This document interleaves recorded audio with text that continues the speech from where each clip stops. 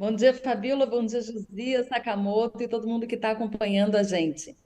A gente Bom estava aqui dia. lendo a sua reportagem, sua coluna sobre o Benedito Gonçalves, né, o ministro do Tribunal Superior Eleitoral, que condenou mais uma vez Bolsonaro e o general Walter Braga Neto a ficarem inelegíveis por 8 anos. A decisão foi tomada em um processo sobre o uso do 7 de setembro, como uso eleitoreiro. Né? O plenário do TSE julgou na semana passada outros dois processos sobre os mesmos fatos, que resultaram na condenação da dupla, e o relator estendeu a decisão à terceira ação, que essa decisão de estender por coerência. Queria que você explicasse isso para a gente, sem a necessidade de julgamento em plenário. Então, é por coerência. Explica como é que funciona essa questão jurídica, Carol.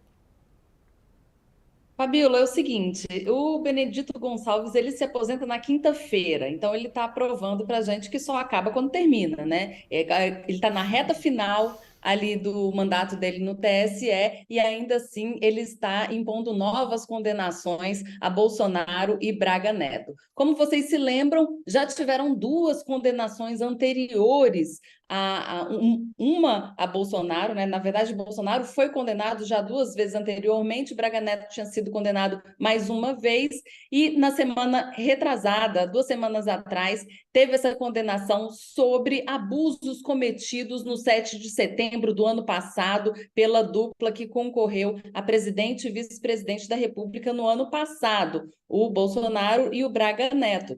Então, agora, tinha um terceiro processo sobre o 7 de setembro também, ou seja, eram os mesmos fatos que foram julgados 2 semanas atrás. O que o Benedito fez? Em vez de levar esse outro processo para o plenário, ele mesmo deu uma canetada e falou: bom, já que o plenário condenou esses dois sujeitos por esses malfeitos, eu vou condenar também, vou estender a condenação, porque é uma coerência, é o mesmo entendimento, é a mesma ação que fala sobre os mesmos fatos, então eles precisam ser condenados também. Essa recondenação não tem efeito prático, por quê? A inelegibilidade é contada a partir do crime cometido, que é 2022, e vai até 2030. Então, essas três condenações que já foram impostas a Jair Bolsonaro, elas se sobrepõem, na verdade. Na verdade, ela deixa mais pesada a condenação de inelegibilidade, deixa ela mais robusta, com mais elementos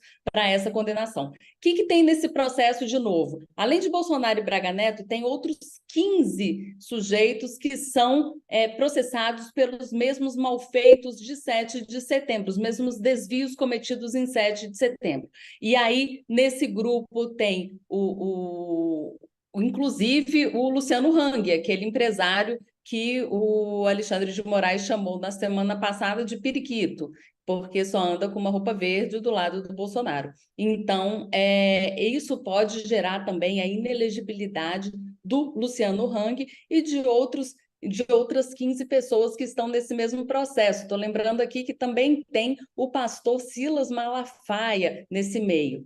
Só que esse processo agora vai ter que ir ao plenário para serem julgadas essas 15 pessoas, que não são Bolsonaro nem Braga Neto, e isso deve acontecer já sob a nova gestão, porque esses processos contra o Bolsonaro vão sair da mão do Benedito Gonçalves agora, na quinta-feira, que é quando termina o prazo dele no TSE, o prazo de 2 anos que o ministro fica no TSE, e vai entrar no lugar dele na relatoria desses processos o ministro Raul Araújo, que a gente, quem acompanhou os julgamentos do TSE até agora, percebeu que Benedito Gonçalves ele tem votado pela condenação de Bolsonaro e Raul Araújo tem votado pela absolvição do ex-presidente.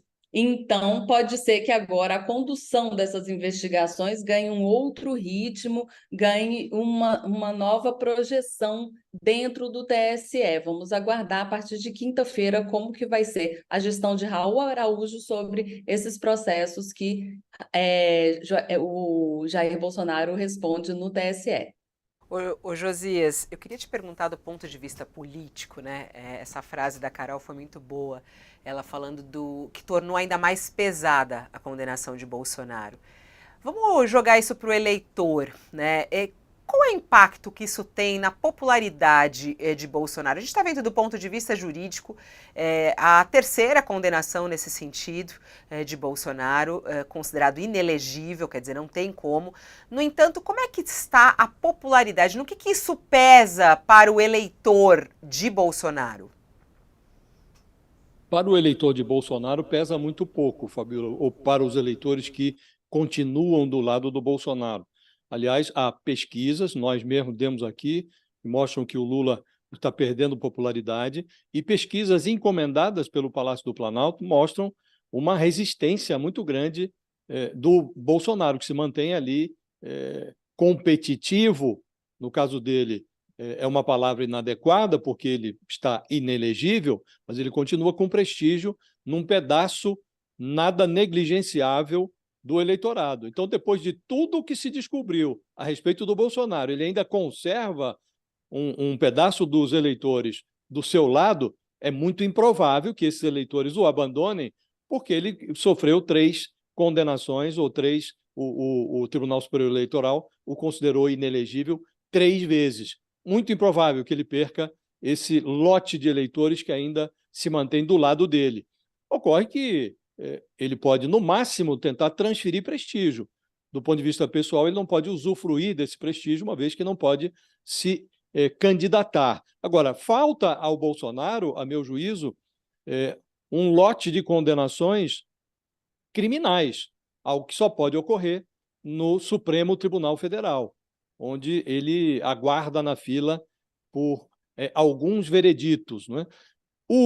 Os tribunais superiores, o TSE e o Supremo, estão tratando o Bolsonaro como cachorro morto.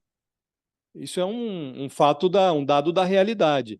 Nesse caso específico, o ministro Raul Araújo, o ministro Benedito Gonçalves, ele quis criar um fato consumado que o seu sucessor na Corregedoria da Justiça Eleitoral, o Raul Araújo, reconhecido bolsonarista, votou a favor do arquivamento de tudo que circulou contra o Bolsonaro no plenário do TSE, ele quis impedir que o Raul Araújo modificasse alguma coisa, deixou ali um fato consumado. Até eu tenho uma dúvida de natureza técnica, porque em ações anteriores, no julgamento anterior, o Benedito Gonçalves teve o cuidado de juntar 3 ações que tratavam do mesmo assunto e submeteu essas ações à apreciação do plenário do TSE.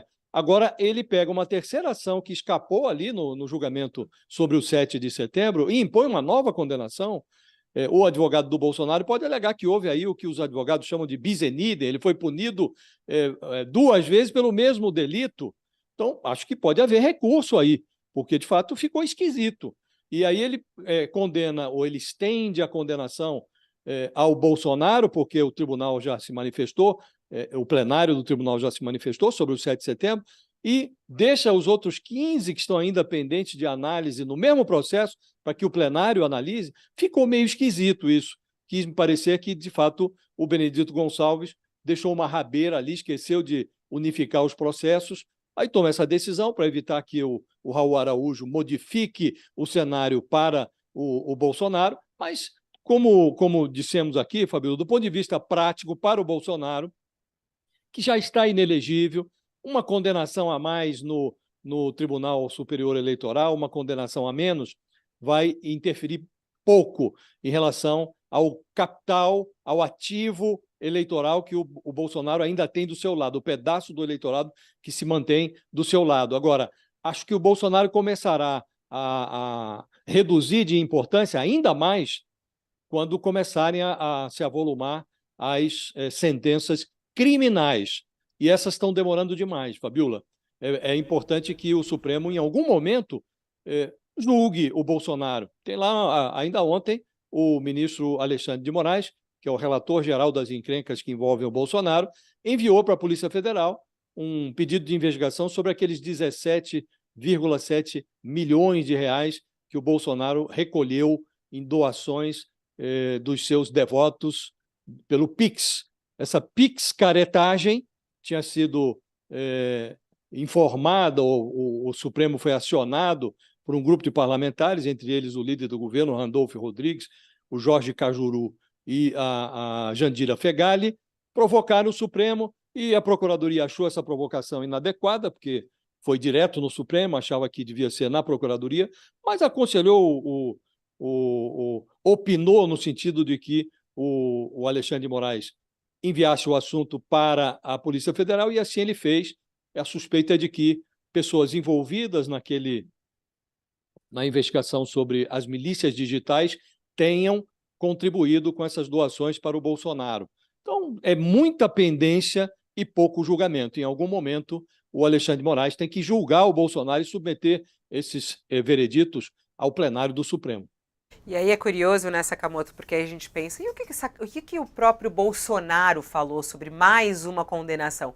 Ele simplesmente ignora, né, não trata do assunto, e quando você vai até para as redes sociais de Bolsonaro, o que você vê? Ele fazendo campanha. Enquanto ele é condenado mais uma vez à inelegibilidade, ele está fazendo campanha, como se fosse uma campanha. Esteve no interior de São Paulo, nesses últimos dias, né, no final de semana. Na verdade, ontem ele foi para registro. E aí tem até a frase que ele publica: um homem que esquece do seu passado está fadado a não ter futuro. Eu deixo a explicação para você, Sakamoto.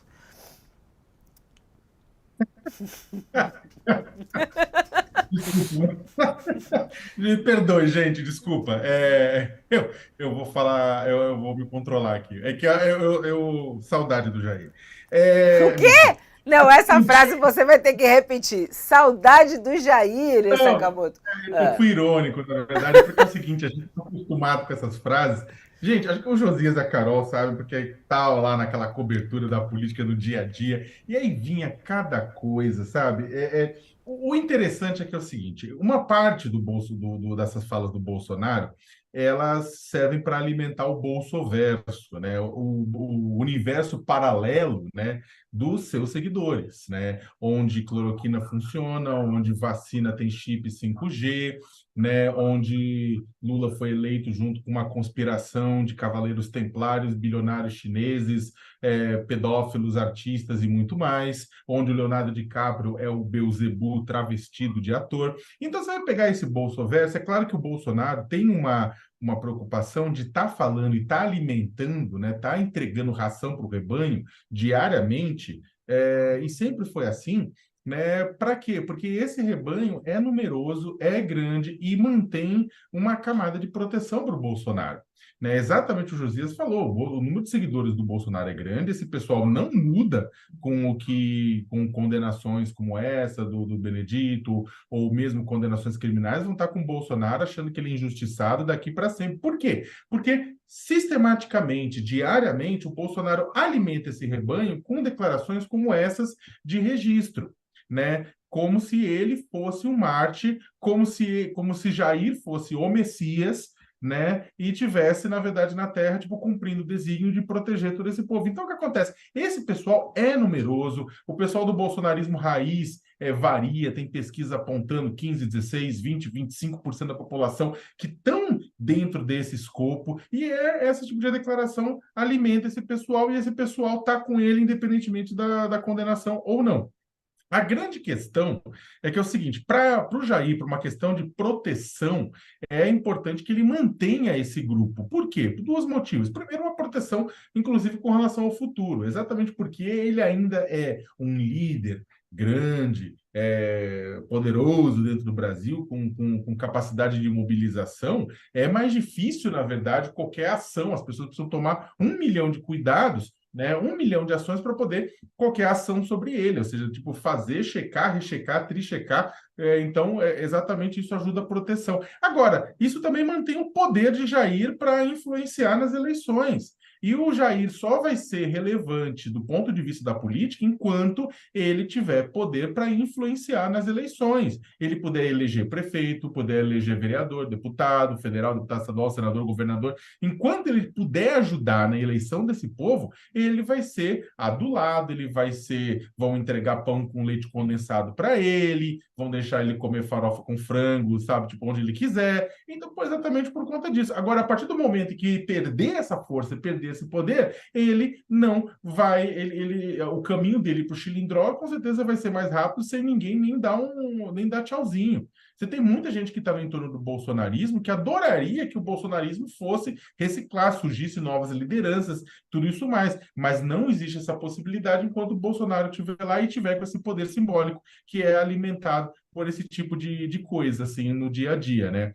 Então, é isso, sabe? Agora, não vai ter aquela coisa, não tem um efeito prático. Agora, é claro que eu acredito que a condenação criminal do Jair vai se tornando, digamos, óbvia a partir do momento em que também condenações anteriores, eleitorais, civis, outras indenizações vão entrando, vai aumentando a percepção, né, sobre o risco Jair, e agora tá na mão da Polícia Federal, do Supremo Tribunal Federal, como falou o Josias. A gente tem ações contra ele por golpismo, ações contra ele por conta das joias, do contrabando, ações ainda contra ele que foram reabertas pelo Gilmar Mendes pela questão da pandemia, né?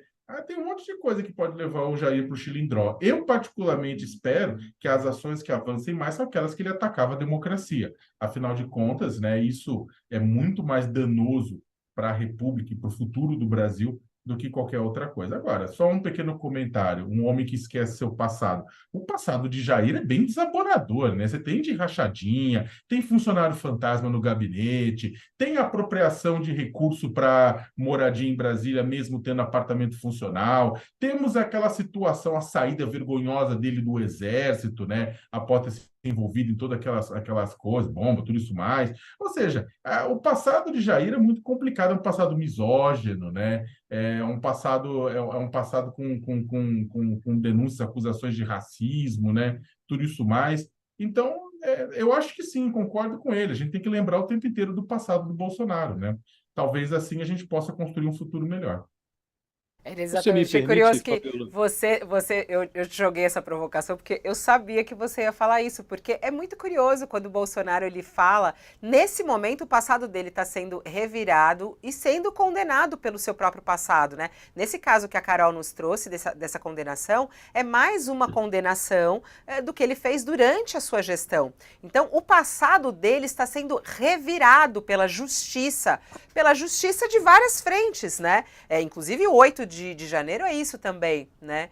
E aí é curioso que ele usa esse termo até, o passado e o futuro dele. O futuro dele está bloqueado por conta deste passado. Fala, Então, Josias. só Fala. para terminar, desculpa, Josias, te interromper. O Bolsonaro, involuntariamente, ele acaba na verdade, visitando o 1984 do George Orwell, né? A ideia do Ministério da Verdade, né, presente, né, e que se você controla o passado, você controla o presente, quem controla o presente controla o futuro. O Bolsonaro faz isso o tempo inteiro. O Bolsonaro, 4 anos, ele tentou fazer isso, ele tentou reescrever o passado dele, o passado do Brasil, para que tivéssemos um futuro à sua imagem e semelhança. Desculpa, Josias, é que eu não podia Não, sem deixar problema. passar o gancho. Essa frase do Bolsonaro é muito inusitada, né? O homem que esquece o seu passado está fadado a não ter futuro. É um lugar comum, né? Agora, ele costuma dizer que o futuro a Deus pertence, mas alguém precisa responder pelo passado, né? E não vai ser Deus. E no caso do Bolsonaro, o excesso de pendências impede o judiciário até de fechar os olhos para esse passado, né? A verdade é que o Bolsonaro não sabe o que vai ser quando decrescer por completo. O grande receio do Valdemar Costa Neto, que é o dono do PL, é o de que a sentença criminal do Bolsonaro, que pode envolver uma pena de cadeia, chegue antes dos palanques de 2014.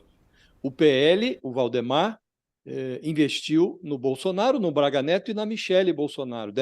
O partido deu salário a esses três. Sobrou a Michele. O Bolsonaro e o Braga Neto estão inelegíveis. Então, o Valdemar está testando, nesse momento, a perspectiva eleitoral da Michele. Está testando no Paraná, porque há uma hipótese nada negligenciável a essa altura de que o Sérgio Moro, senador, seja cassado. Na hipótese de cassação, haverá nova eleição para a escolha de um senador no Paraná. Então, o PL pode apresentar a Michele como candidata e, pelas pesquisas que obteve, ela é uma candidata competitiva. Então, sobrou a Michele. Então, como disse Fabiola, o futuro do Bolsonaro é incerto, dependendo da sentença criminal que vier. Ele não pode dizer, ele não sabe o que vai ser quando decrescer. Olha, queria trazer aqui outra notícia para a gente também refletir com a Carol, aproveitar aqui toda a bagagem da Carol desse meio jurídico, que tem a ver com o 8 de janeiro e que tem a ver com